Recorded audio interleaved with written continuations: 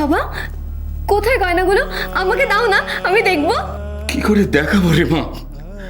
সেই সব গয়না যে চুরি হয়ে গেছে।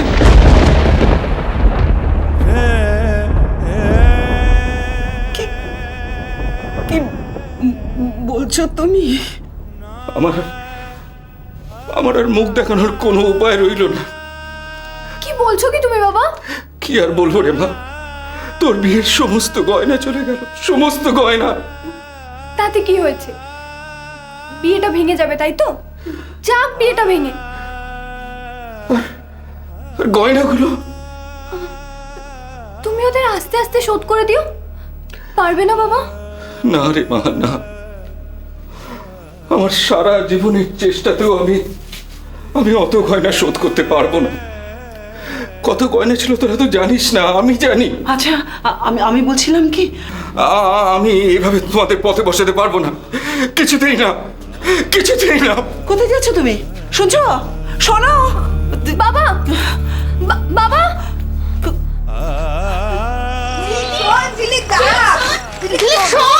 তুই তোর মায়ের কথা একবার ভাববি না ঝিলিক? তুই যে বলছিস গয়নাগুলো ফেরত দিতে যাবি, তোকে তো পুলিশেও দিতে পারে। তুই আমার কথা শোন, যাই এটা আমি দিয়ে আসি। হ্যালো কে ঝিলিক মা, কোথায় চললে? ভালোই ছিল লক্ষ্মী পাচা, তুমি এসছো।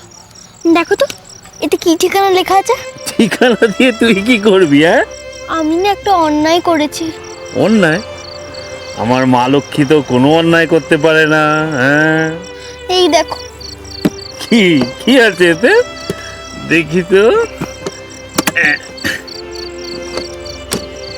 এরে বাবারে,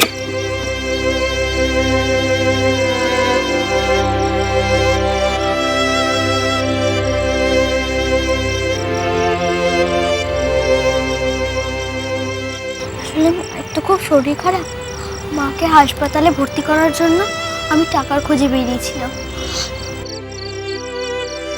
ভেবেছিলাম এর মধ্যে অনেক টাকা আছে, কিন্তু খুলে দেখি শুধু গয়না আছে। আচ্ছা লক্ষ্মী বাচ্চা, এটা নিশ্চয়ই কারোর বিয়ের গয়না, আর সে যদি না পায় তাহলে বিয়েটা নিশ্চয়ই বন্ধ হয়ে যাবে, তাই না? আসলে মায়ের তো খুব শরীর খারাপ, আর আমি কারোর এত বড় ক্ষতি করতে চাই না। তুই এই বাক্স ফেরত দিলে ফুলমাসিকে ডাক্তার দেখাবে কি করে? জানি না, কিন্তু আমি জানি এখান থেকে আমি একটাও গয়না নেব না। আমার মা লক্ষ্মী অনেক বড় হয়ে গেছে। মা লক্ষ্মী অনেক, দাঁড়া আমি ঠিকানাটা দেখি।